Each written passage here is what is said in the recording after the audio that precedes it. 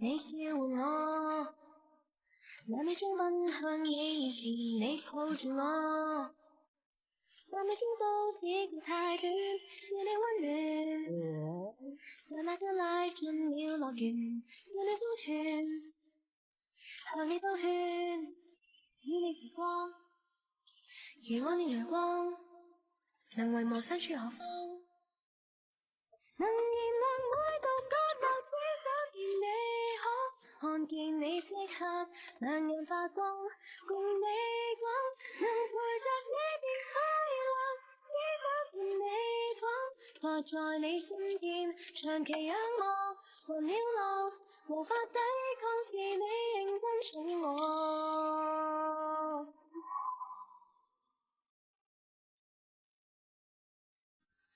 ขอบคุณค่ะเจอกันนัดรอบหน้า ขอบคุณค่ะคุณพยาบาล ไปลูกกลับบ้าน เขาโดนเถียงประจำสีหน้าของบอสดูแย่มากเลยต่อให้ผ่าตัดสำเร็จแค่ไหนฉันว่าคราวนี้เขาเอาตัวเองไม่รอดแล้วถือว่าบอสจะไล่เขาออกหรือเปล่าฉันว่าบอสต้องบีบให้เขาลาออกเองแน่โอ้ตายใครทำปากกาตกพื้นเนี่ยให้ตายสิฟางจ้างท้องเสียหนักมากแค่กินยาแก้ท้องเสียก็หายแล้วหรอคุณหยางคะเราต้องรอให้ผลตรวจออกก่อนถึงจะรู้ว่ามันเป็นอะไรกันแน่ตอนนี้กินยาแก้ท้องเสียก่อนหรือว่าอาการจะเป็นยังไง คุณเพิ่งเป็นหมอเหรอทำงานมากี่ปีแล้วคุณหยางคะคุณถามแบบนี้หมายความว่ายังไงผมโถ่เฮ้ยจู่ๆก็เป็นภูมิแพ้อีกแล้วตอนที่ภูมิแพ้คุณกำเริบเวลาใกล้เคียงกับตอนที่นกแก้วท้องเสียใช่ไหมคะดูเหมือนจะใช่นะพักนี้นกแก้วคุณไม่อยากอาหารอารมณ์ไม่ดีเหมือนแต่ก่อนใช่ไหมใช่แล้วพักนี้มันไม่ค่อยชอบร้องแวกๆเหมือนเมื่อก่อนเลยมันน่าจะเป็นโรคไข้นกแก้วแถมยังเอามาติดคุณด้วยคุณถึงได้จามและมีน้ำมูกไหลค่ะไข้นกแก้วคืออะไรไข้นกแก้วคือโรคติดเชื้อจากนกแก้วสู่คนนกแก้วจะมีอาการท้องเสียเหนื่อยล้าและไม่อยากอาหาร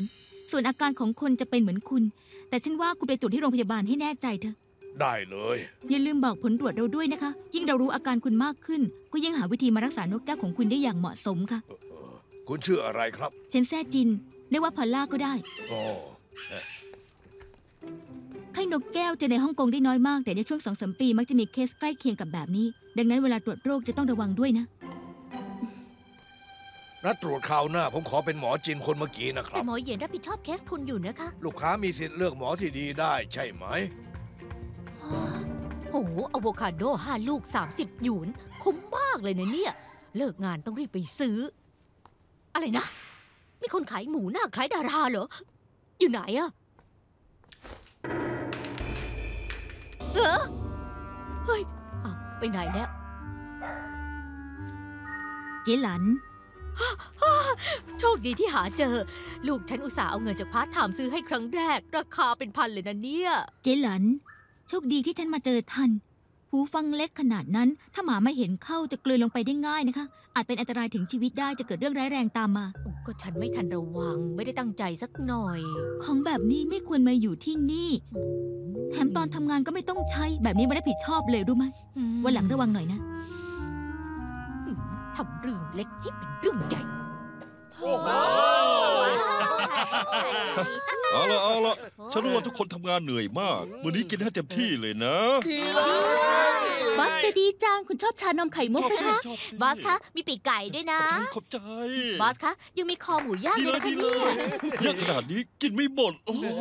หมดแน่นอนครับบอสปกติคุณทำงานหนักเราก็เลยสั่งอาหารมาให้คุณนะครับโอ้นี่ทุกคนค่อยๆกินไปนะเดี๋ยวก็แชร์กันจ่ายทีหลังแชร์จ่ายบอสไม่ได้เลี้ยงเหรอคะเนี่ยผมเลี้ยงพิซซ่าเหรอพวกคุณสั่งอาหารกับเครื่องดื่มกันมาเองพวกคุณสั่งพวกคุณก็ต้องจ่ายสิกินให้อร่อยนะอยากจะใช่ไหมเนี่ยมีใครยอมจ่ายแค่ครึ่งเดียวแล้วเรียกว่าเลี้ยงข้าวคูปองลดราคาของบอสใกล้หมดอายุแล้วสมแล้วที่เป็นบอสช่างเถอะหมอจินเถียงบอสสักขนาดนั้นไม่เหวี่ยงใส่พวกเราก็บุญแล้วล่ะจะพูดถึงหมอจินทำไมมีอะไรเหรอเจ๊หลันดูท่าจะโมโหมากเลยฉันแค่ไม่ระวังเลยทำหูฟังหล่นด่าฉันซะสำนึกไม่ทันเลยฉันแย่กว่าอีกลูกค้าฉันหายไปคนนึงฉันก็แย่ต้องดูแลยอดขายเขาด้วยเอาเป็นว่ายายนั่นเป็นตัวซวยทุกคนเข้าใจผิดกันไปหน่อยหรือเปล่าหมอจินเป็นคนทำอะไรจริงจังนะแต่ไม่คืนกันเรื่องส่วนตัวหรอกนายเป็นดาวประจำคลินิกยายนั่นยังไม่สนใจเลยแล้วจะเอาอะไรกับคนตัวเล็กๆอย่างฉันล่ะข่มเหงกันเกินไปแล้วนี่หมอจินเราสั่งพิซซ่ามานะคะ ขอโทษนะคะ ลืมลากคุณเข้ากลุ่มอะไม่เป็นไรหรอกมากินด้วยกันเถอะแต่วันนี้เราสั่งมันน้อยจะพอกินเหรอ บอกแล้วว่าให้สั่งถาดใหญ่ ตอนนี้ไม่พอกินเลย จริงด้วยได้กินแค่ปีกไก่คนละชิ้นเอง ไม่เป็นไรฉันกินน้อยหน่อยก็ได้ มาสิคะหมอจิน ฉันกินแซนด์วิชก็พอแล้ว ทุกคนกินกันไปเถอะ ต้องลากเธอเข้ากลุ่มด้วยไหมอะ เธอก็ลากเองสิ ก็ลองดูสิ ฉันจะออกจากกลุ่มเลย ฉันก็ด้วย ก็แค่พิซซ่าเองฉันสั่งเองไม่เป็นไงไม่ชวนก็อย่าชวน วันๆแล้วแบบนินทาขี้เมาเดี๋ยวลากฉันเข้ากลุ่มเชียวลากเมื่อไหร่ฉันจะกดออก เมื่อก่อนลำบากทับตายังผ่านมาได้ เรื่องแค่นี้สบายมาก จินห้วยถิงสู้เขาไฟติ้งกินเยอะๆกินอิ่มถึงจะไม่รังทำงานให้แม่โดนัทกินเยอะๆ เอ้ยกินนิดเดียวก็พอนะ แกก็รู้ว่าแม่แกใส่ใจเรื่องสุขภาพนะเพราะหวังดีกับแกนะ แม่ก็ชอบบอกว่าพิซซ่าไม่ดี กินเยอะไม่ได้ วันนี้แม่กินคนเดียว3 ถาดเลย 3 ถาด แม่แกกิน3 ถาดเลยเหรอ อืม แล้วนอกจากกินพิซซ่าแล้วแม่แกทำอะไรอีกไหม ก็ไม่มีนะ แค่ทำท่าเหมือนเกลียดพิซซ่ากัดเข้าไปคำใหญ่ๆเลย ฉันเข้าใจแล้ว แม่แกไม่ได้หิว แต่โมโหต่างหากล่ะ โมโหเหรอ อารมณ์ไม่ดี ความโกรธก็เลยทำให้กินเยอะไง อารมณ์ไม่ดีก็จะได้กินพิซซ่าเหรอ งั้นผมอยากอารมณ์ไม่ดีทุกวันเลย แม่แกนะภายนอกดูไม่เป็นไร แต่ที่จริงแล้วแค่ฝืนตัวเองฉันก็มีส่วนผิดด้วยวันนี้ลาเต้เป็นอะไรมาครับ 2 วันนี้ลาเต้อาการหนักมาก มันชอบหงุดหงิดไม่ยอมให้ฉันแตะตัวเลยค่ะ แต่ตอนนี้ก็ปกติดีนี่ ดูสิคะ โหหนักขนาดนี้เชียว คุณได้นวดและเล่นกับมันบ้างไหมครับ มันไม่ให้ฉันแตะตัวเลยค่ะ ฉันนวดให้ไม่ได้ เอ๊ะลาเต้มีแผลตรงนี้มันไปทำอะไรมา จริงด้วยไปทำอะไรมานะ ถ้าหากมันมีแผล ผมว่าคุณให้สัตวแพทย์ดูก่อนเถอะผมจะส่งเคสไปให้กับหมอฝีมือดีที่มีจรรยาบรรณแถมรักษามากๆด้วยดีไหมครับ ข้าวเหนี หม ย อ ว จินยุ่งอยู่หรือเปล่าอะ ไม่เกี่ยวกับคุณ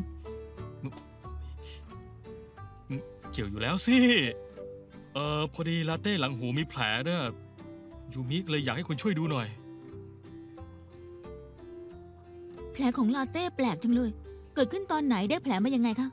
ฉันไม่รู้อะ แผลของมันดูผ่านมาได้สักพักหนึ่งแล้วนะ ปกติคุณให้อาหารและเล่นกับมัน ไม่เคยสังเกตเลยเหรอ มันไม่ยอมให้ฉันอุ้ม แค่แตะตัวมันก็จะข่วนฉันไม่ทันสังเกตจ มัน ริ ข่ว ง นคุณเพราะมันไม่สบายค่ะ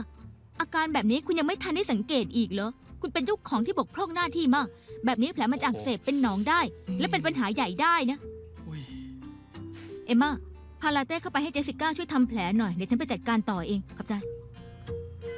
มาฉันเอง ขอบใจ ไม่ต้องห่วงนะยูมิหมอจินเป็นหมอมืออาชีพมาก มีเข้าอยู่ลาเต้ต้องไม่เป็นไรแน่ ๆ ฉันตั้งใจเรียนรู้การเลี้ยงแมวเต็มที่ เพราะฉันเป็นเจ้าของ ฉันจะไม่ห่วงมันได้ยังไง แต่ฉันไม่ทันสังเกตจ ผ ริ ม ง เข้าใจผมเข้าใจ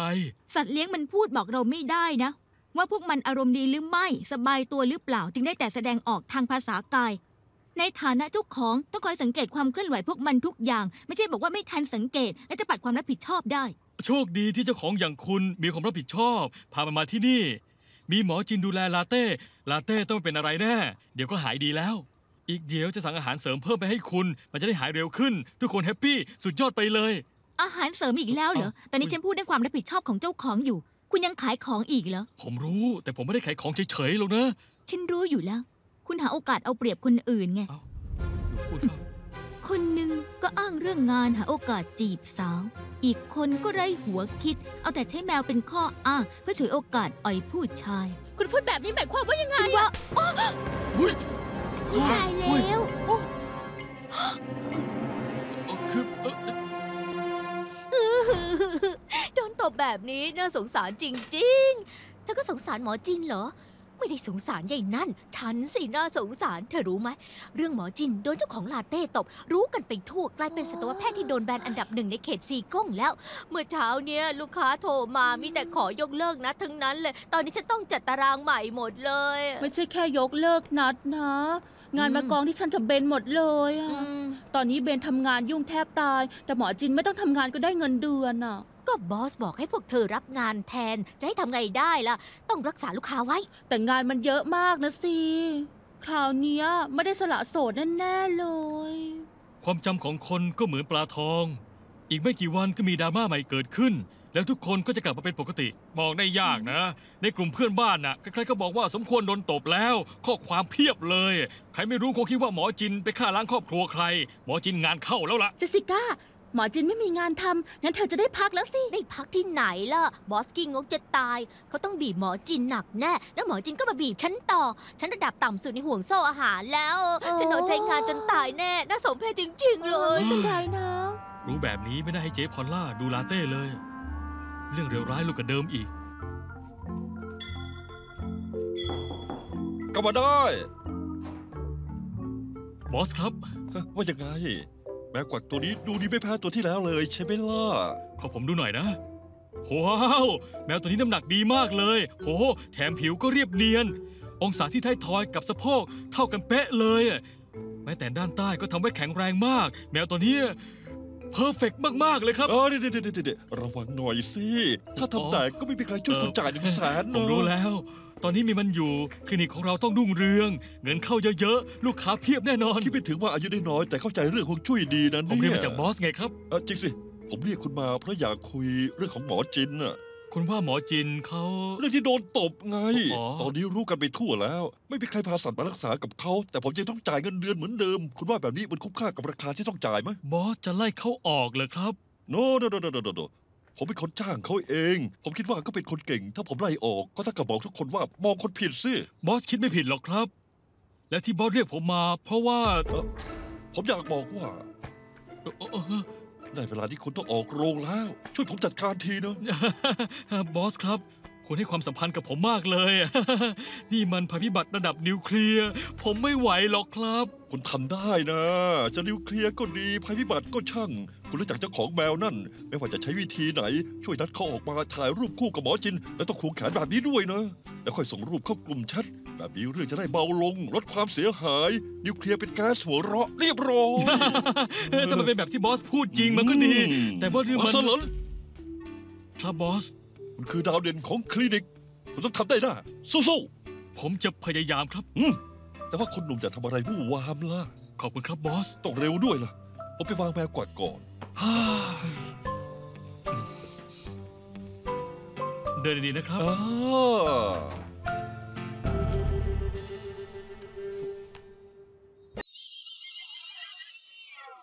ร้านกุ้ยถังจี้เหรอ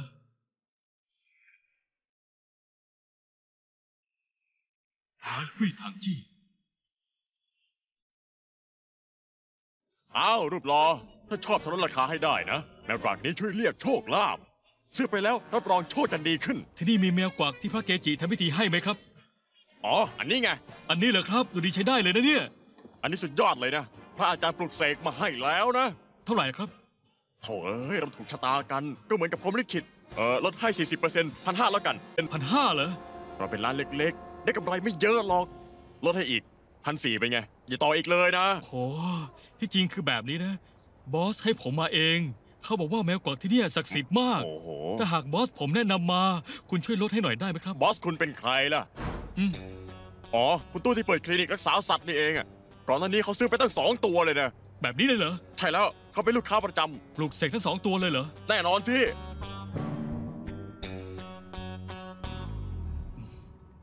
วังซงเหริน ไง นายจะไม่ไปกินบุฟเฟ่ต์กับเราจริงเหรอ ไม่ละฉันอยากทำงานให้เสร็จก่อนนะ แต่คูปองลดราคาเป็นของนายนะ จะเป็นไรไป เธอก็กินส่วนของฉันไปด้วยสิ กินแฮปปี้นะ ฮจะให้ฉันอ้วนตายหรือไง ฉันล้อเล่นนะ เธอผอมจะตายไม่มีเนื้อหุ้มเลย จะอ้วนได้ยังไง ถ้ายังไม่รีบไปเดี๋ยวก็อดอ้วนหรอก ไปเถอะวันหลังฉันค่อยไปบ๊ายบายน่าจะใกล้มาถึงแล้วนะ นี่คุณวัง ลุงฟางมาได้จังหวะพอดีเลย อ่า บอสผมอยู่ข้างใน เข้าไปหาเขากันเลยดีกว่า ดี บอสครับ อาฟางเหรอ อ้าวตู้ขอโทษทีนะ ฉันไม่รู้ว่านั่นเป็นของมีตำหนินะ ไม่ต้องขอโทษหรอก ของพี่ตำหนิอะไร คือแบบนี้นะครับ เมื่อวานผมเห็นแมวกวักมีรอยขีดข่วน ผมก็เลยกังวล โชคดีที่ผมเห็นป้ายร้านกุ้ยถังจี้ด้านใต้พอดี ผมก็เลยโทรไปหาลุงฟาง ว่าจะช่วยชดเชยให้ได้ไหม ลุงฟางเป็นคนดีมากรับผิดชอบมากๆเลย ยืนยันว่าจะมาขอโทษคุณที่นี่ให้ได้เลย แน่นอน อาฟางปัญหาเล็กน้อยไม่ต้องขอโทษหรอกฉันไปส่งนะ เอ๊ะไม่ได้ร้านของฉันขึ้นชื่อเรื่องความซื่อสัต ฉัน ย์นะ รู้ฉันรู้ ถ้าพังก็เปลี่ยนได้ ฉันรู้ โอ้เอ้ยยังไงนะก็จ่ายฉันละ1,000 กว่า เอาฟั นะ ง 1,000 กว่าเหรอ ไปได้แล้วนี่ ให้ ฉันไป ฉัน ส่ง ดู นะ หน่อยเถอะนะ ไม่ต้องแล้วไม่มีปัญหา เฮ้ย วันนั้นจะเลี้ยงขาพี่บอย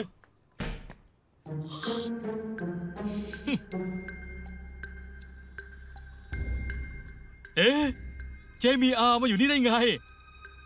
ไม่ได้ออกไปกินข้าวหรอกเหรอ ฉันเอาข้าวมากินเองทุกวัน นี่วันหลังถ้านายเลี้ยงมื้อเที่ยงก็รีบบอกกันก่อนสิไม่งั้นก็เสียดายคูปองลดรา โอ คา เค ผมผิดเองละวันหลังจะรีบบอกนะ อย่าลืมล่ะ บอสครับ ยังดีที่บอสจ่ายค่ามาจำแค่1,000 กว่า ไม่งั้นถ้าเกิดอะไรขึ้นกับแมวกวัก แล้วบอสจ่ายเงินครบแล้วก็ ยังไงเงินตั้ง100,000เลยนะบอส น่าเสียดายแย่นะ แน่นอนสิคุณคิดว่าผมโง่เหรอ ไม่ใช่แน่นอนครับ ผมบอกมาตลอดว่าคุณเก่งที่สุด โชคดีที่นายไหวตัวทัน เป็นลูกน้องก็ต้องเข้าข้างบอสสิครับ ดีมาก แต่จะว่าไปนะครับบอส ฮะ ถึงผมจะช่วยคุณ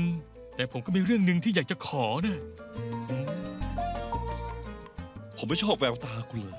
ครั้งเดียวเอง ทุกคนน้ำชายามบ่ายมาแล้ว บอสซื้อชามาแบบนี้ต้องมีบางอย่างผิดปกติแน่ จะถ่ายเงินพวกเราอีกแล้วงั้นเหรอ พวกคุณเป็นอะไรไปมัวช็อกอะไร รีบมากินสิ ซื้อจากโรงแรม5 ดาวเลยนะ ขอบคุณครับบอส เอ้าหมอจิน อ้าวบอส กินเค้กสิ โทษทีค่ะฉันไม่กินของหวาน จริงด้วยเพื่อสุขภาพนี่ออฟฟิศผมมีชีสอยู่ คุณจะเอาไปกินกับน้ำชาไหม ไม่เป็นไรค่ะ เป็นสิ คุณทำงานเหนื่อยๆต้องพักผ่อนกันบ้าง แบบนี้ถึงจะดีกว่า บอสค่ะ ที่จริงเรื่องเจ้าของของลาเต้ ผมรู้ว่าโทษคุณไม่ได้หรอก ลูกค้ากับหมอมักจะมีเรื่องทะเลาะกันเป็นประจำ คุณอย่าเก็บมันใส่ใจเลยเนอะ คุณกลัวฉันจะไม่จ่ายเงินเหรอ ไม่ต้องห่วงนะฉันจะรีบเอาเงิน100,000นั่นมาคืน โน้ คุณ เดี๋ยวคุณเข้าใจผิดแล้ว ผมเลี้ยงขนมทุกคนก็เพราะอยากจะขอบคุณทุกคน แล้วก็เรื่องแมวกวากนั่น ผมมาลองคิดดูแล้วนะ ที่จริงมันเป็นอุบัติเหตุ ผมไม่ควรเอาความรับผิดชอบครั้งนี้ผลักใส่ให้คุณเลยนี่นะ ไม่งั้นก็จะผิดหลักการ3 ข้อของผม ยุติธรรมเที่ยงธรรมชอบธรรม ดังนั้น100,000นั่นคุณไม่ต้องจ่ายแล้วล่ะ ฮะ บอสพูดจริงเหรอคะ ขอแค่คุณทำงานให้คลินิก หาเงินให้มากๆถือเป็นการชดใช้ให้ผมก็แล้วกัน นั่นเป็นหน้าที่ฉันรู้แล้วคุณไม่พูดฉันก็ทำอยู่ดี ทำดีมากหมอจิน อีกเรื่องหนึ่งก็คือ คุณไม่ลองชิมชีสจริงเหรอ ไม่เป็นไรค่ะขอบคุณค่ะบอส พวกคุณยังนั่งเฉยทำไม มากินเร็วสิเอ้อ พิสดารเนาะโอ้ แปลก บอสเป็นอะไรไปโดนของเหรอ ปาฏิหาริย์ในรอบ100 ปีเลยนะเนี่ย คิดไม่ถึงจริง นี่มีอะไรกันเหรอ ๆ จู่ๆบอสก็เลี้ยงเค้กพวกเราด้วย แถมยังบอกว่าไม่ต้องให้หมอจินจ่ายเงิน100,000นั่นแล้วไม่จริงนะทำไมจู่ๆถึงเปลี่ยนไปได้ขนาดนี้เนี่ย ไม่รู้ ดีจังเลยเจ๊พอลล่าไม่ต้องห่วงเรื่องเงิน100,000นั่นแล้วใช่ไหม วังเวงใช่ไหมล่ะ กินเค้กสิอ่ะ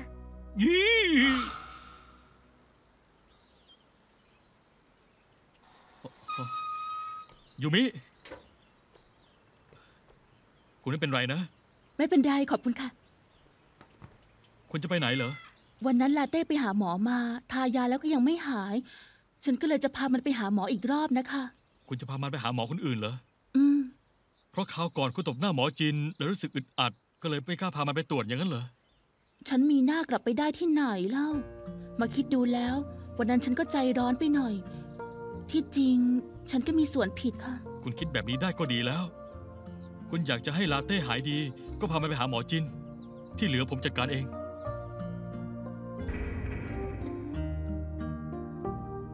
ทำไมคุณถึงพาลาเต้มาเองล่ะ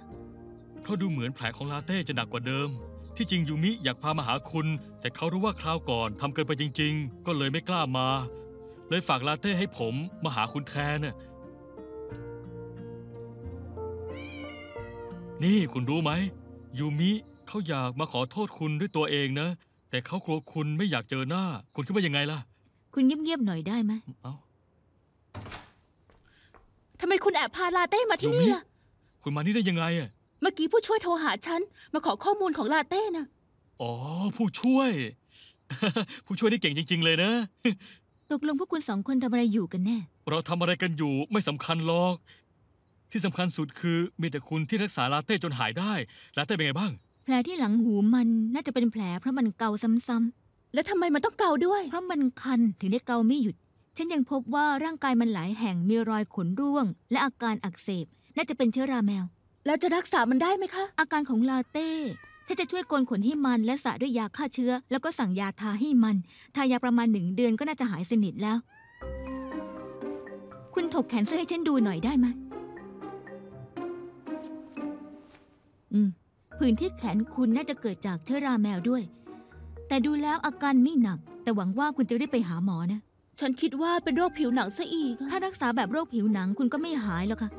ที่จริงแค่คุณไปหาหมอผิวหนัง บอกหมอว่าคุณติดเชื้อราแมวเขาก็จะสั่งยาทาให้คุณ อีกไม่นานก็น่าจะหายดี ขอบคุณค่ะ หน้าที่ของสัตวแพทย์ก็คือรักษาสัตว์เลี้ยง แล้วก็ให้ความรู้ที่ถูกต้องกับเจ้าของ เจ้าของบางคนเพราะว่าสัตว์เลี้ยงของตัวเองป่วย ในสถานการณ์ที่ไม่รู้แน่ชัด ก็เลยหาข้อมูลในเน็ต ว่าจะรักษายังไง และหวังว่าเราจะคิดเหมือนในเน็ต แต่วิธีแบบนี้ไม่ถูกต้อง ในฐานะสัตวแพทย์ที่มีความรู้ไม่ต่างอะไรจากหมอรักษาคนหรอกตอนเจ้าของไม่เข้าใจ ก็เลยเกิดความขัดแย้งมากมายกับหมอ แล้วก็เข้าใจเราผิด แต่เรายังคงมีหน้าที่แก้ไขความผิดของพวกเขา เอาล่ะเจพอลล่าเขารู้แล้ว ไม่เป็นไรนะยูมิเราไปข้างนอกกันก่อนเถอะเอาเฮ้ยยูมิ หมอจีนคะ ที่จริงฉันอยากขอบคุณคุณมากค่ะ ขอบคุณที่ช่วยรักษาลาเต้ให้ฉัน ก่อนหน้านั้นฉันผิดเอง ถ้าต่อไปฉันทำอะไรผิดอีกแล้วก็คุณบอกฉันได้เลย ด่าฉันก็ได้ ฉันจะรับฟังค่ะ ว้าวดีจังเลยนะสันติภาพของโลกชัดๆที่ไม่ถึงว่าจะราบรื่นแบบนี้แป๊บเดียวก็คืนดีกันแล้วแล้วเรามาถ่ายรูปไปนที่ระลึกกันดีไหม อย่าทำเรื่องไม่มีประโยชน์เลยนะ ไม่ดีเหรอ หมอจีนคะ คุณเป็นสัตวแพทย์ที่ดีจริง ๆ ฉันอยากให้คนอื่นได้รับรู้ว่าคุณเป็นมืออาชีพ และเมตตาขนาดไหน ขอบคุณค่ะ ดีจังเลย yes ยอดไปเลย มีความสุขมาก อุ๊ย โอเค พร้อมนะ ใช้ได้ดีมาก ยิ้มหน่อยสิเฮ้ยโดนัท นี่ โดนัท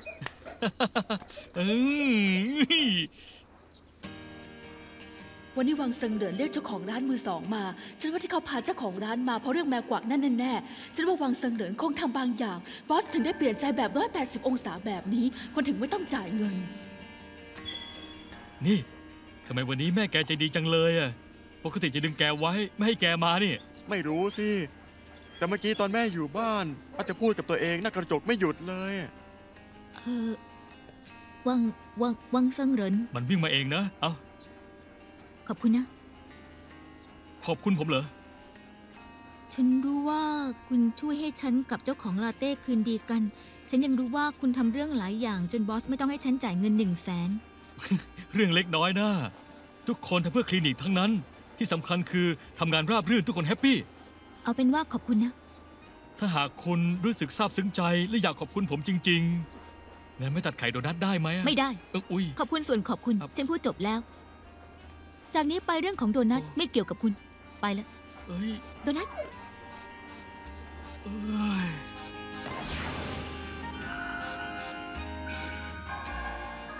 โดนัท ไปได้แล้ว ไปเที่ยวกัน แกไม่ไปเหรอ เป็นอะไรไป โดนัท เป็นอะไรไปไม่อยากออกไปเที่ยวเหรอ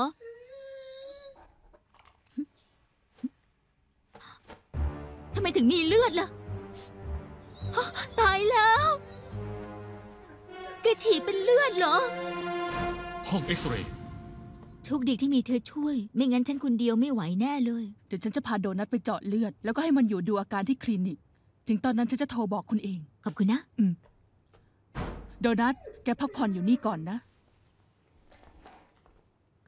อรุณส อรุ วั ณ ส ส ดิ์ วัสดิ์เจมิอา เอ๊ะ โดนัท แกมาได้ยังไง เฮ้ย แย่เลย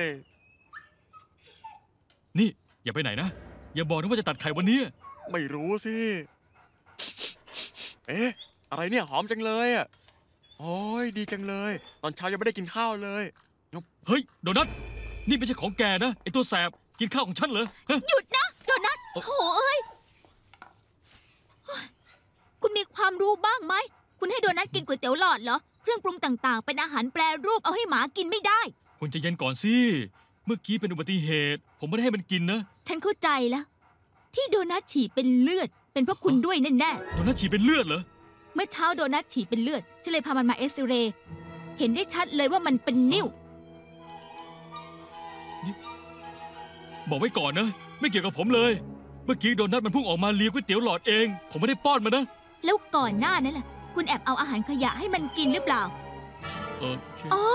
อะไร ต้องเป็นคุณแน่ ฟังให้ดีนะ เอ่อ ถ้าโดนัทเป็นอะไรไปแล้วก็จะเอาเรื่องถึงที่สุดเลย เดี๋ยวสิ นี่เจพล่า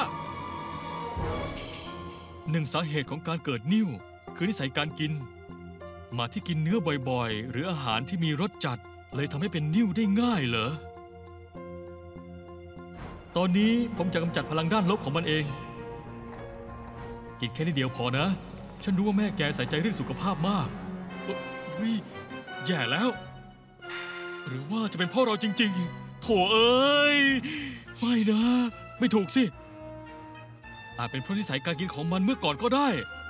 หรือแม่มันอาจจะให้มันกินเองก็ได้ ไม่มีทาง แม่มันที่ถือกฎเกณฑ์จะตายทำอะไรก็ต้องมีหลักการ โดนัทก็ไม่มีทางวิ่งออกมาเองได้ยายนั่นไม่อนุญาตแน่ แถมยังชอบไปไหนมาไหนคนเดียว ไม่มีเพื่อนสักคน ก็แปลว่า คนที่เข้าใกล้โดนัทได้คนเดียว ก็มีแต่ฉันเหรอ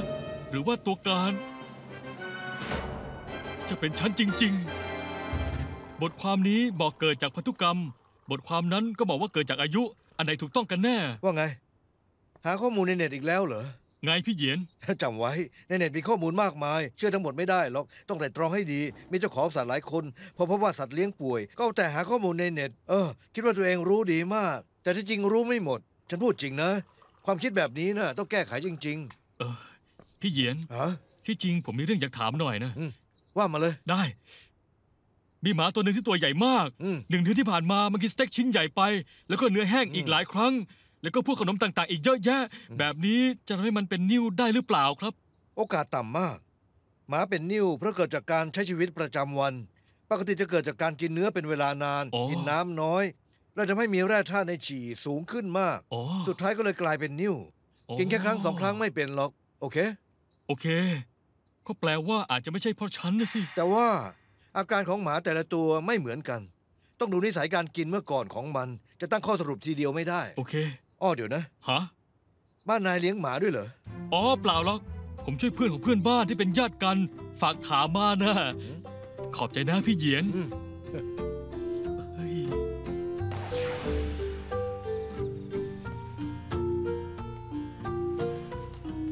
โดนัทอุ้ยคืออุ๊ย ยังจะมายุ่งกับโดนัทของฉันอีกใช่ไหม เปล่านะ ไม่ต้องพูดแล้ว จากวันนี้ไป ฉันจะไม่ยอมให้คุณเข้าใกล้โดนัทอีก นี่เปล่านะ คุณเข้าใจหน่อยสิ ที่จริงมันเป็นนิ่วอาจไม่ใช่เพราะผม ยังมีปัจจัยอีกหลายอ ไม่ ย่าง ต้องมา นะ พูดมาก ฉันจะไม่ยอมให้คุณมาแตะหมาของฉันอีก เฮ้ย นี่ คุณทำอะไรอ่ะ นี่เจพอล่า นี่โอ้นี่ เฮ้ย ถ้ายังมายุ่งกับโดนัทอีก ฉันจะแจ้งตำรวจจับคุณ เฮ้ย นี่ ไม่มีอะไรขัดขวางให้ฉันเจอโดนัทได้หรอก คุณครับ คุณครับ นี่ สวัสดีครับ เห็นแบบนี้คุณจะมาส่งของให้คุณจินชั้น3ห้อง28ใช่ไหมครับ คุณจะทำอะไร ตอนแรกคุณจินนะพวกคุณมาส่งของ แต่เขาติดธุระด่วน ก็เลยให้บ้านข้างๆอย่างผมมาช่วยเซ็นรับแทนนะครับ ผมโทรไปยืนยันก่อนนะ นี่ไม่ต้องรอติดต่อเขาไม่ได้หรอกครับ วันนี้เขาผ่าตัดไส้ติ่งนะเข้าห้องฉุกเฉินไปแล้ว อ๋อแต่โทรไปถามหน่อยดีกว่า จะโทรทำไมครับ ผมจ่ายเงินให้ตามเดิม แถมยังให้ทิปคุณด้วยนะ คุณจะรับไหมฮะถ้าไม่รับผมก็ นี่มันหนักมากนะ คุณจะไหวเหรอ ไม่ต้องห่วงหรอก ผมเคยแข่งทศกีทามาก่อนนะตรงนี้ใช่ไหมครับ ได้ ขอบใจมากครับ ไงเจ๊พอล่า ดูให้ดีๆก่อนสิเจ๊พอล่า ผมเอาอาหารหมามาส่ง คุณคิดจะทำอะไรอีก ทำความดีไง เมื่อกี้ผมเป็นคนมาส่งของอยู่แถวนี้ บอกว่าเอาอาหารหมามาส่งบ้านคุณ แต่รถของเขาเครื่องดับ ยังไงผมก็ต้องผ่านมาพอดี ก็เลยอาสามาส่งแทนโดยไม่คิดเงิน คุณไม่ต้องเกรงใจหรอกนะ อย่าถึงตาใส่ผมแบบนั้นสิ ผมไม่ได้มีเจตนาอื่นๆจริงๆนะ แบกแบบนี้มันเหนื่อยมาก ขอผมเข้าไปก่อนนะจะเอา วางลง ฉันทำเอง ไม่ได้หรอกมันหนักมากนะเดี๋ยวผมช่วยเธอโอ๊ยนี่คุณนี่ นี่โถเอ้ยโดนัท โถเอ้ยโดนัทเฮ้ยโดนัทนี่ในที่สุดก็ได้เจอแก ผมก็เหมือนกันวางเซิงเหริน เป็นไงบ้างยังฉีดเป็นเลือดไหม ตอนนิดหนึ่ง งั้นบอกฉันมาก่อนว่าเมื่อก่อนกินอะไรบ่อยๆ กินแค่อาหารหมาหรือว่ากินทุกอย่าง นอกจากฉันกับแม่แกมีคนอื่นให้ของกิน ผ อีก ม ไหม ฟังไม่ทันว่าคุณพูดว่าอะไร อย่าพูดเร็วนักสิ งั้น เออ โอ้ยอื้อหือโอ้ยเจ็บอีบ้าเฮ้ยแย่แล้วยังมีวิธีไหนที่จะเจอโดนัทได้บ้างได้การละฮัลโหลพี่เจเลอร์ใช่แล้วเช้านี้คลินิกส่งผลตรวจเลือดกับฉี่ของจินเหมาให้คุณแล้วนี่นะ ใช่แล้วทำไมเหรอ งั้นพรุ่งนี้คุณเอาผลตรวจนั้นให้ผมก่อน9 โมงเช้าได้ไหมครับ 9 โมงเหรอ ยากหน่อยนะ ความยากไปไว้ท้าทาย ถ้าคุณเอามาให้ผมได้ ผมก็มีหนทางเอาอัลบั้มพร้อมลายเซ็นในงานแฟนมิทติ้งของแชนเทลมาให้คุณ แล้ว ได้ ก็ไม่มีปัญหา โอเค ดีตกลงตามนี้นะ รบกวนหน่อยนะครับพี่เจเลอร์ คุณเฉินอยากเปลี่ยนเป็นตอนบ่าย อ้าวอรุณสวัสดิ์มาเช้าจังเลยพาโดนัทมาอีกแล้วเหรอ ก็เพราะใครบางคนชอบยุ่งไปทั่ว เอาของที่ไม่ควรให้กินไปให้หมาคนอื่นกิน จนทำให้มันเป็นนิ่วก็เลยต้องกลับมาตรวจไง จะมีคนแบบนั้นได้ยังไง เรื่องนิ่วผมไม่รู้ ผมรู้แต่ว่าเพชรต้องใช้เวลาเป็นล้านปีกว่าจะได้เป็นเพชร ผมว่าก้อนนิ่วคงสะสมเป็นเวลานานแล้วแต่ยังเป็นหนี้ตั้งหลายก้อนแบบนั้นด้วย ผลตรวจของมันบอกว่าโดนัทป่วยเป็นนิ่วสตูไวท์แถมมันยังมีอาการกระเพาะปัสสาวะอักเสบอย่างหนักจำนวนนิ่วในร่าง น่าก าย จะมากกว่าที่เห็นในฟิล์มเอ็กซเรย์อาจเป็นหลาย10 ก้อน ก้อนนิ่วสตรูไว้ขนาดเล็กเอ็กซเรย์อาจไม่เจอ ถ้าหากมีนิ่วหลาย10 ก้อน แปลว่าโดนัทป่วยมาระยะหนึ่งแล้วสิ แปลว่า โรคนิ่วเกิดจากการกินที่ไม่เหมาะสมของมันเมื่อก่อน เมื่อก่อนคุณให้โดนัทกินอาหารขยะบ่อยๆเหรอ ฉันก็เพิ่งพามันกลับมาไม่นาน แล้วลองติดต่อเจ้าของเก่ามันดูได้ไหมคะ จะได้รู้รายละเอียดมากขึ้น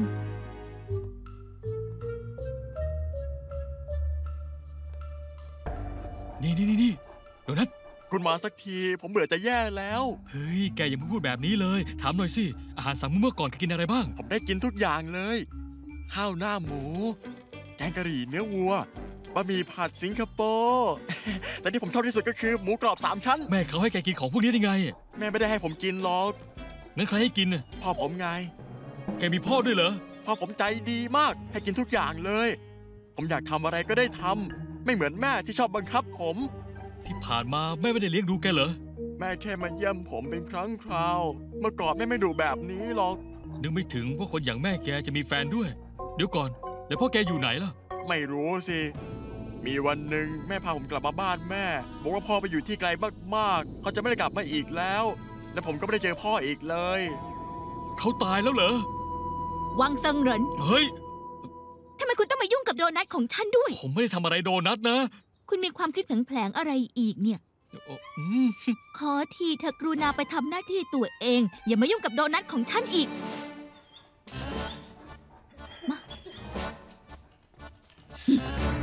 อืมคิดไม่ถึงว่าเบื้องหลังผู้หญิงคนหนึ่งจะมีเรื่องราวความรักที่น่าเศร้าขนาดนี้ เอ็มมา คะ อีกครึ่งชั่วโมงฉันมีนัดหรือเปล่า ไม่มีค่ะ งั้นฉันพาโดนัทกลับบ้านก่อนนะ หมอจินคะ เอาว่างที่รอดูอาการหอบหนักมากเลยค่ะ งั้นฉันจะไปดูมันก่อนนะ ช่วยดูแลโดนัทให้ ได้เล ที ยค่ะ มา มา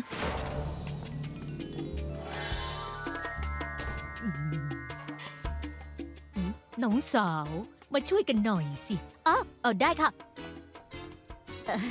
เชิญทางนี้เลยค่ะ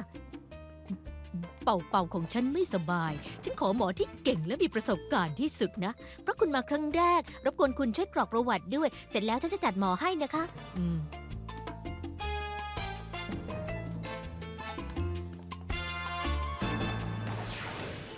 ฮัลโหล ฮัลโหล พี่ชายนกแก้ว ช่วยฉันหน่อยได้ไหมจ๊ะ ช่วยเปิดกล่องให้ฉันออกไปได้ไหมเธอจะออกมาทำไม ในนี้อึดอัดมากเลย งูอย่างฉันรักอิสระตั้งแต่เกิด เมื่อก่อนแม่ฉันปล่อยให้ฉันเลื้อยในห้องได้ตามใจชอบ มีที่ว่างอิสระตั้ง600-700 ตารางเมตร แต่พักนี้แม่บอกว่าฉันไม่สบายเลยจับฉันขังไว้ในกล่องเล็กๆเหมือนกรงนก ไม่อึดอัดตายก็คงเบื่อตายละจ้า ก็ฟังดูแย่จริงๆแหละ ถ้าหากเป็นฉันนอนประท้วงไปแล้ว นี่มันโศกแต่นาฏกรรมชัดๆเลย ขอร้องล่ะ ช่วยฉันหน่อย ปล่อยฉันออกไปที ในทีวีบอกว่าพวกงูอย่างเธอมีนิสัยดุร้ายแถมยังโหดเหี้ยมอำมหิต ถึงขั้นมีสำนวนว่านางอสรพิษ ถ้าปล่อยเธอไปเธอได้กัดฉันตายแน่ ฉันไม่เชื่อเธอหรอก จริงด้วย แถมยังมีสำนวนว่าใจคนโลภเหมือนงูกลืนช้าง ไม่รู้ว่าใช้บรรยายสัตว์เลี้ยงแบบนี้ถูกต้องหรือเปล่า มันก็แค่อคติของคน หมูอาจไม่โง่ ควายอาจไม่ขยัน งูก็อาจไม่โหดร้าย ที่เธอพูดก็มีเหตุผลนะ ทุกคนชอบเข้าใจเราผิดตลอด หมาก็ไม่ใช่ท่ารับใช้นะ นายเป็นน้องสองหัวเหรอ หมายความว่าไง เข้าข้างสองฝ่ายไง ถ้านายปล่อยฉันออกไป เท่ากับมีพระคุณต่อฉัน ฉันจะทำลายผู้มีบุญคุณ แล้ว ได้ เธ ยั อง ไง จะช่วยเขาไหม ง่ายจะตายไป ใช้ปากจิกล็อกข้างบนก็เรียบร้อยแล้วจ้ะ จากนี้ไปเธอก็คือผู้มีพระคุณของฉัน ฉันจะทำทุกอย่างเพื่อตอบแทนเธอ เดี๋ยวก่อน พ่อจะเล่านิทานก่อนนอน ให้ฉันฟังทุกคืนเลย เคยฟังนิทานอีสปไหม ฉันชอบฟังนิทาน เล่าสิ เล่าสิ แต่ละครั้งหนึ่ง มีแมงป่องตัวหนึ่ง เดินอยู่ริมแม่น้ำกำลังคิดหาวิธีข้ามแม่น้ำในตอนนี้เองมีกบกระโดดออกมา แมงป่องเลยขอร้องกบ ว่าจะช่วยแบกมันข้ามแม่น้ำได้ไหม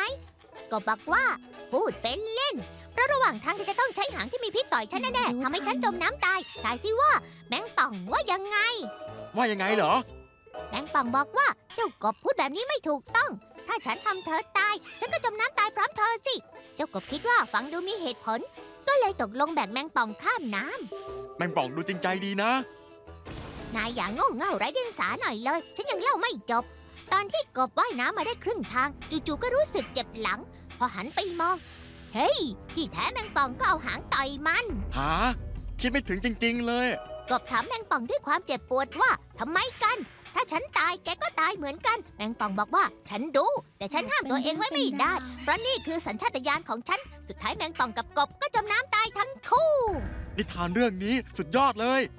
แต่ว่าเขาเป็นงูไม่ใช่แมงป่องนี่นา นายนี่มันโง่บารมเลย พวกเขาก็เป็นสัตว์เลื้อยคลานทั้งคู่แหละ เสียเวลาจริงๆแหละ โอ้เขาเปลี่ยนท่าทีเร็วมากเลย ยังดีที่ฉันฉลาดไม่หลงกล ยั ลั ง ก ดีที่ฉันข้ามแม่น้ำไม่เป็น เปิดล็อกไม่เป็นด้วย นิทานอีสป พาเป่าๆไปดูอาการก่อนวัดอุณหภูมิทุกชั่วโมงด้วย ได้เลย คุณคะ ระวังหน่อยละ ไว้ใจพวกเราได้เลยครับ เป่าเป็นไงบ้าง นอกจากร่างกายมันบวม คุณยังเห็นความผิดปกติอะไรอีกไหมครับ มันไม่ยอมกินข้าวไม่ยอมขยับตัว มันป่วยเป็นอะไรคะ มันไม่ได้ป่วย เอ๊ะ มันท้องครับ จุดที่ร่างกายมันบวมขึ้นมา เพราะมีไข่งูอยู่ข้างใน หมอคะ ที่จริงเป่าของฉันอายุมากแล้ว อืม ฉันไม่ได้พามันออกไป มันก็ไม่ได้ทำอะไร แล้วทำไมมันถึงท้องได้ล่ะคะ ที่จริงโครงสร้างร่างกายงู มันสามารถเก็บน้ำเชื้อได้เป็นเวลานาน แถมงูยังตกไข่เป็นเวลานานอีกด้วย ดังนั้นเป่าๆตกไข่ได้ก็ไม่แปลกหรอกครับ โอ้ งั้นเหรอ เป็นแบบนี้เหรอ แล้วเป่าจะคลอดเมื่อไหร่เหรอคะ นี่คือปัญหาของเป่าๆตอนนี้ครับ มันมีอาการเอกไบดิ้งก็คือไข่อุดตัน ไข่ติดอยู่ในร่างกายทำให้มันไม่สบายมากทำให้มันไม่ร่าเริงและไม่อยากอาหารทำให้ไม่ยอมกิ เฮ้ น ย ข้าว เรื่องนี้ฉันรู้นะ เรื่องไม่กินข้าว ฉันเป็นคนบอกคุณเองนะ แล้วต้องรักษายังไง ผมแนะนำให้ใช้ยากระตุ้น นี่เป็นวิธีการที่ปลอดภัยและอันตรายน้อยที่สุด ถ้าใช้ยากระตุ้นไม่ได้ผล ผมก็ต้องผ่าตัดแล้ว ผ่าตัดเหรอ ฉันจะบอกให้นะ เป่าผ่าตัดไม่ได้หรอก เข้าใจครับ ผมก็ไม่อยากให้มันโดนผ่าตัด เอาแบบนี้ ผมจะสั่งยากระตุ้นให้มันก่อน ให้มันอยู่ดูอาการ2 วัน ผมจะคอยตรวจอาการให้มันดูการตอบส นี่ นอง ไม่เอาหรอก อยู่หลายๆวันเลยแล้วกัน เรื่องเงินไม่ใช่ปัญหาสำคัญที่สุดคือ รักษาเป่าให้หาย คุณอินครับ ไว้ใจผมได้เลย เชิญครับคุณอิน คุณอินครับ คุณวางใจได้เลย ยกเป่าให้ผมดูแลเถอะ ถ้าหากว่ามันคลอดคืนนี้ หรือว่ามีอะไรเกิดขึ้นอีก ผมจะบอกคุณเป็นคนแรกเลย งั้นฉันฝากด้วยนะ วางใจได้ครับไม่มีปัญหาผมจัดการเอง อ่านไปทำขั้นตอนเรื่องค้างคืนให้เป่าๆหน่อยแล้วค่อยนัดเวลาอีกครั้งนะ ได้เชิญทางนี้ครับคุณอิน เชิญครับ นี่รูปหล่อ ฉันรีบมากเล อ๋ ย อ เท่านี้ก็น่าจะพอให้เป่าอยู่หลายๆวันได้ ไม่ต้อง นะ ให้เยอะขนาดนี้ก็ได้ครับคุณอิน โถเอ้ย ช่างเถอะหน้า ถ้ามากไปคุณก็รับไปสิ โอ้โห เราไว้ไม่ได้ค เรา รับ รับไว้ไม่ได้ ใช่ หร แล้ อ ว กค ค่ะ รับ เรารับไว้ไม่ได้จริง ๆ ค่ะ โอ้ยจริงด้วย ฉันเกือบลืมไปเลย พวกคุณรับไว้ไม่ได้ งั้นพวกคุณ3 คน อยากรับไว้ก็รับเถอะรับไม่ได้ก็ช่วย บริจาคแทนฉันหน่อยก็แล้ว โอ้ กัน โห งั้นผมขอขอบคุณคุณอินแทนพวกสัตว์เร่ร่อนด้วยนะครั แต่ บ ว่า ขอบคุณครับคุณอิน ต้องดูแลเป่าของฉันให้ดีนะ วาง ใจเถอะครับ ไม่มีปัญหา ขอบคุณครับคุณอิน ขอบคุณค่ะคุณ ขอบคุณครับคุณอินอ๋อผมช่วยเปิดประตูให้ครับ ขอบคุณค่ะบ๊ายบายบ๊ายบาย ขอบคุณครับ อืม บ๊ายบาย นี่โอ้โหอุ๊ยสปอร์ตสุดๆเลย คุณอินเป็นใครกันแน่นะ สายเปย์จริง ๆ เลย ดูจากหน้าตาแล้ว เหมือนดารายุค80เลยนะเนี่ย ท่าทางก็เหมือน แต่คนจะเป็นดาราไม่ดัง จริง ไง ด้วยจริงด้วย ฉันว่าต่อให้ไม่ใช่ดาดา ก็คงไม่ใช่คนธรรมดา แต่ผู้หญิงคนเดียวเลี้ยงงูหลามแบบนี้ไม่ธรรมดาหรอกนะ นี่มีอะไรกันเหรอเมามอยอะไรกันนะ อืม เมื่อกี้มีดาราดังมาด้วย หมอครับ หมอละหมอละหมออยู่ไหน หมออยู่ไหน หมอ คุณคะ ทุกหัวแบนเลย เกิดอะไรขึ้น กระต่ายผมหกล้มนะ แล้วกระต่ายคุณอาการยังไง หมออยู่นี่แล้ว ล้มได้ด้วย อุ้ยคุณรู้ไหมว่าหูกระต่ายมีเส้นเลือดเล็ก ๆ มากมายแค่ไหน คุณจับแรงแบบนี้อาจทำให้มันเส้นเลือดเสียหายจะมีปัญหาทางการได้ยิน ยาวนะยาว แล้วก็ชิ โอ้ ฉันเป็นหมอ ตามฉันมา โอ้โหนี่ชุดเล่น ช่วยดูโดนัทให้ฉันด้วย ค่ะโอ้โหสุดๆไปเลย เฮ้ยเหมาอย่าเป็นอะไรไปนะ วิธีการอุ้มที่ถูกต้องคือใช้มือหนึ่งช้อนขาหน้าของมันขึ้นมา ส่วนอีกมือช้อนก้นมันเอาไว้ แล้วก็อุ้มขึ้นมาทั้งตัวไว้ที่หน้าอกแบบนี้ ครับหมอเป็นยังไงบ้างครับหมอเป็นยังไงบ้าง ขาข้างนี้ดูผิดปกติ อาจมีกระดูกหัก เจ็บมานานแค่ไหนแล้ว ฮะเมื่อเช้านี่เองอ่ะผมปล่อยมันออกมา แล้วมันก็โดดไปมาในบ้าน แล้วมันก็ร่วงลงมาจากกรงเฮ้ยตอนนี้มันเดินกระเพกแสบมากจริงๆเลย ไม่รู้ว่าต้องจ่ายค่าหมออีกเท่าไหร่ คุณได้ทำร้ายมันหรือเปล่า หมอแมนเคยบอกได้ตีมันเคยรักมันเหมือนลูก จะไปทำร้ายมันได้ยังไง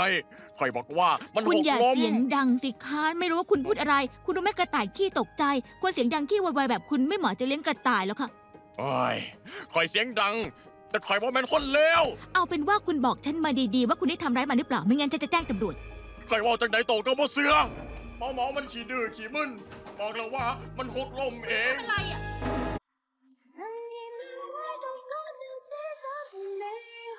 看見你即刻向你發光，願你講能陪着你變快樂，只想陪你講，我在你身邊，長期有路和渺路，無法抵抗是你仍高醒我。